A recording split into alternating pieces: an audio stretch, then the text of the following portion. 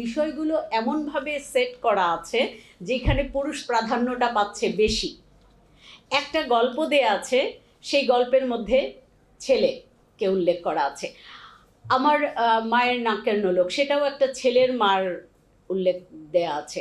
তারপরে হচ্ছে যে মুক্তিযোদ্ধাদের কথা বলা হয়েছে, সেখানে কতজন নারী আছে, 5-7 জন পুরুষ মুক্তিযোদ্ধার মধ্যে একজন নারীকে দেখানো হয়েছে। একটা গল্প তৈরি করে দেয়া হয়েছে, সেখানেও দেখা যাচ্ছে যে ছেলে মেয়ের কোনো ভূমিকাই নেই, কিন্তু ছবিটা আছে ছেলের। এই জায়গাটা তো একেবারে হঠাৎ করে হয়ে যাবে না। আমি আজকে চাইলেই আমি মনোনয়ন দিয়ে জমা দিলাম, কালকে আমি হয়ে গেলাম, এরকম বিষয়টা নয়। এটা হতে হবে, হ্যাঁ, পারিবারিক। তানিয়া আপা যেটা আইনুন্নাহার আপা দেখিয়ে দিয়েছেন যে ওনারা কোন কোন গ্রাউন্ড থেকে এসছে, তো সবাই তো সেই গ্রাউন্ডটা পাবে না। তাহলে তাদেরকে গড়ে তুলবো কিভাবে? যদি আমরা এই সংখ্যাটাকে বাড়াতে চাই, সেটা গড়ে তুলবো কিভাবে? আরেকজন তো সেই জায়গা থেকে আমি যদি বলি, শুরুটা হয় কোথা থেকে? প্রথমে জি আপা বলেছিলেন যে ঘর, সবার আগে ঘর। আমাদের প্রাথমিক শিক্ষায় শুরুটা হয় প্রাথমিক শিক্ষায়। আমরা দেখি যে অনেক ছেলে মেয়ে প্রায় সমান সমান অবস্থানে আছে, অথবা কখনো কখনো বেশিও আছে। কিন্তু এই জায়গাটায় যে পিরামিডের কথা বলেছেন, যে পিরামিডের মতো আস্তে আস্তে দেখি আমরা এই জায়গাটা কমতে থাকে। কেন কমতে থাকে? সেই জায়গাগুলো যদি আমরা একটু নক করে দেখি, বিশেষ করে সুমি আরও উল্লেখ করে দিয়েছে যে কারিকুলামের জায়গাটাও কি হলে আমরা, আন্দোলনটা অনেক আগে থেকে শুরু হয়েছে। একটা সময় দেখানো হতো আলম বল খেলে, আমিনা পুতুল খেলে। কেন আমিনা বল খেলতে পারে না? পরবর্তীতে আমাদের প্রাথমিক শিক্ষা ফুটবল টুর্নামেন্ট হয়েছে, যেখানে শুধুমাত্র এই টুর্নামেন্টে অংশগ্রহণ করার জন্য সেই সময় একটা দল গঠন করা হয়। আমরা কি বুকে হাত দিয়ে বলতে পারবো, আমি যখন রাস্তাঘাটে চলি কোনো বিকেলে কোনো মাঠে কোনো মেয়ে খেলছে দেখি না? কিন্তু আমরা খেলে বড় হয়েছি সেই জায়গা থেকে, কিন্তু এখন আমরা সেই জায়গাটা দেখতে পাই না। কেন? স্কুলে শুরু হয় বসা থেকে শুরু করে, আমি যদি বলি যে প্রাক প্রাথমিক শ্রেণীতে যখন তাকে শেখানো হচ্ছে যে সে কি কি কাজগুলো করবে, তার নৈতিকতা, স্বাস্থ্যগত যেই জায়গাগুলো, ঠিক আছে, তারপরে দিয়েই সেখানে তাকে বসানো হচ্ছে ছেলেরা একদিকে মেয়েরা একদিকে। কোনোভাবেই এই জায়গাটাকে পরিবর্তন করার কোনো সুযোগ আসছে না। একটা ছেলে 6 বছরের একটা ছেলে আর একটা মেয়ের মধ্যে লিঙ্গগত কি বিষয়টা থাকতে পারে যে তারা তখনই আলাদা হয়ে তাদেরকে যেতে হবে, যে সেই জায়গা থেকে তাদেরকে একটা বৈষম্যের জায়গা তৈরি করে দেওয়া হচ্ছে যে তুমি আলাদা, আমি আলাদা। তারপরে আমাদের পোশাক বলি, তারপরে আমাদের চলাফেরা বলি, আমাদের খেলাধুলার যে ইভেন্টগুলো বলি, প্রত্যেকটা জায়গায় আলাদা আলাদা করে দেওয়া হয়েছে, যাতে করে তারা নিজেদেরকে একটা আইসোলেটেড অবস্থানে নিয়ে যায়। আমরা দেখি কারিকুলামের যে কথাটা বলছিলাম, এখনও হয়তো সরাসরি আলম আমিনার কথা বলা নেই, বাট বিষয়গুলো এমনভাবে সেট করা আছে যেখানে পুরুষ প্রাধান্যটা পাচ্ছে বেশি। একটা গল্প দেয়া আছে, সেই গল্পের মধ্যে ছেলেকে উল্লেখ করা আছে। আমার মায়ের নাকের নোলক, সেটাও একটা ছেলের মার উল্লেখ দেয়া আছে। তারপরে হচ্ছে যে মুক্তিযোদ্ধাদের কথা বলা হয়েছে, সেখানে কতজন নারী আছে, 5-7 জন পুরুষ মুক্তিযোদ্ধার মধ্যে একজন নারীকে দেখানো হয়েছে। একটা গল্প তৈরি করে দেয়া হয়েছে, সেখানেও দেখা যাচ্ছে যে ছেলে মেয়ের কোনো ভূমিকাই নেই, কিন্তু ছবিটা আছে ছেলের। তো এই যে জায়গাগুলো প্রতি মুহূর্তে দেখানো হচ্ছে যে প্রায়োরিটির জায়গাটা ছেলেদের, এই জায়গাগুলো থেকে আমাদেরকে সরে আসতে হবে, এবং এইগুলো যখন উপস্থাপন করা হয় সেই জায়গাগুলোও আমাদের একটু নির্দিষ্ট করে দিয়ে দিতে হবে যে ছেলে মেয়ের আলাদা জায়গাটা শুধুমাত্র বায়োলজিক্যালি, কিন্তু সামাজিকভাবে প্রত্যেকের দায়িত্ব সমান।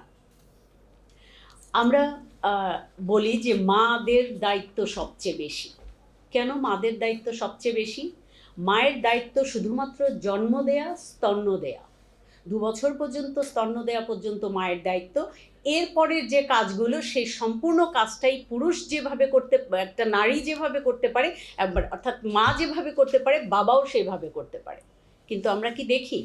আমরা কর্মক্ষেত্রে দেখি প্রতিটা ক্ষেত্রে আমার সহকর্মীদের এবং আমি নিজেও সেটা দেখেছি যে আমার মেয়ে স্কুল থেকে ফিরে যখন আমাকে ফোনটা করে, মা আমি বাসায় ফিরেছি, আমি আরও নিশ্চিত হয়ে কাজের জায়গাটায়। কিন্তু আমি কখনো আমার পুরুষ সহকর্মীদের এই রকম একটা দেখি না যে তারা একটু খোঁজ খবর করে নিচ্ছে যে তার মেয়েটা বাসা ফিরছে কিনা, এবং তারপরে সে নিশ্চিত হয়ে কাজ করবে। সে অফিসে এসছে, অফিসের কাজেই মনোনিবেশ, ওই দায়িত্বটা রয়ে গেছে শুধুমাত্র মায়ের জন্য। তো এই জায়গাগুলো আমাদের একটু অ্যাড্রেস করা দরকার আমার মনে হয়। এরপরে হচ্ছে যে শিশুর অধিকারের জায়গা আমরা কেন কম হচ্ছে। একটা বাবা সেদিন বলছে যে বাল্যবিবাহের প্রসঙ্গ এসেছিল, তো বাল্যবিবাহ সে দিয়ে দিয়েছে তার মেয়েকে। তখন তাকে জিজ্ঞেস করা হয়েছে, আপনি যে এই মেয়েকে এত ছোটবেলায় বিয়ে দিলেন, আপনার তো জরিমানা হয়ে যাবে, সরকার আইন করেছে এত সকালে এত তাড়াতাড়ি বিয়ে দেওয়া যাবে না। তো উনি বলছেন যে সরকার আইন করলেই হইব, আমার মেয়ের তা আমার দেহন লাগবো না, আমার মেয়ে বিয়ে দিলেই আমি নিশ্চিত, আমার মেয়ে বিয়ে দিলাম, বুকের কাপড় পরছে, আমার দায়িত্ব শেষ হয়ে গেছে, এখন আমি জানি না।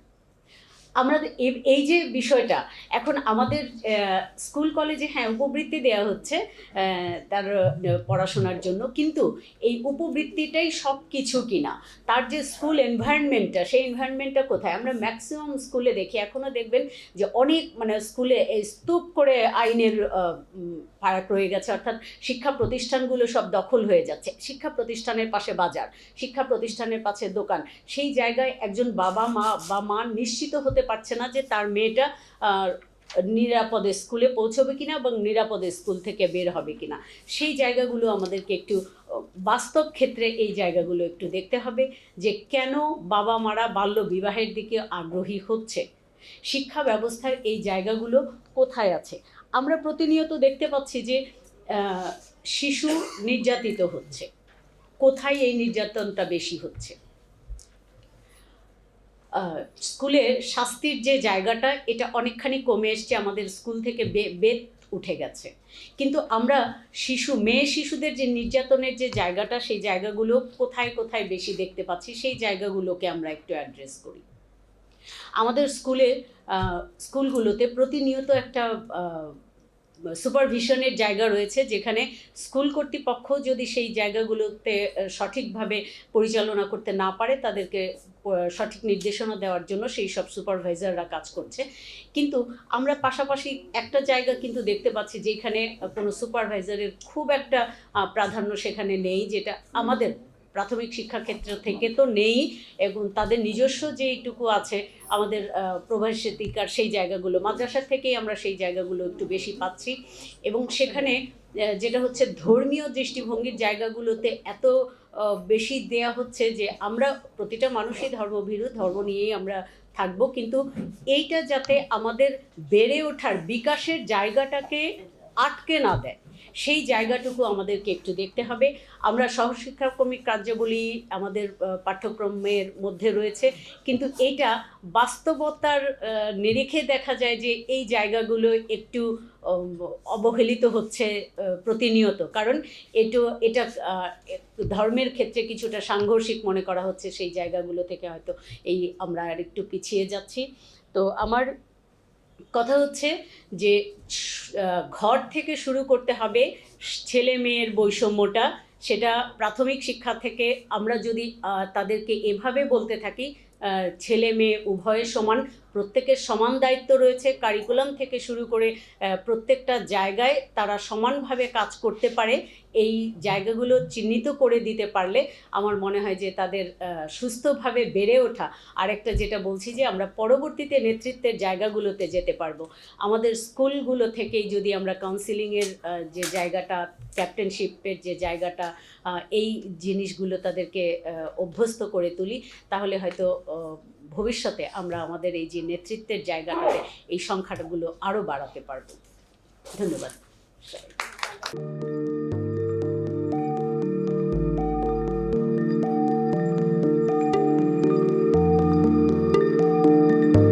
1 জানুয়ারি 2026 ইউটিউব জার্নালিজমের অগ্রদূত changeTV.press সংগ্রাম মুখর 7 বছর পেরিয়ে পা রাখলো গৌরবান্বিত 8 বছরে। এই আনন্দ প্রহরে সবাইকে নিরন্তর শুভেচ্ছা।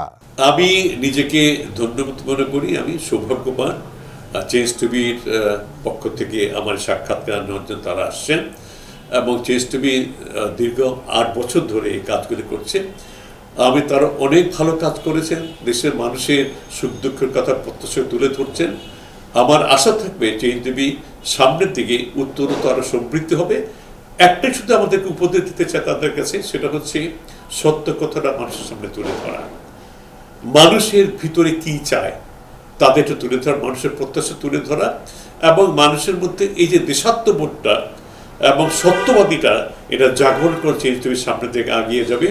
এবং যারা দেশের কথা চিন্তা করে এবং দলমত নির্বিশেষে যে লোকগুলো আছে তারা দেশের কথা চিন্তা করে, দেশের উন্নয়নের কথা চিন্তা করে, কোনো পক্ষপাতিত্ব করে না, তাদের বক্তব্য দেশের মানুষের তুলে ধরা, এই কাজগুলি সামনে এগিয়ে নিয়ে যাবে, এটা আমাদের প্রত্যাশা।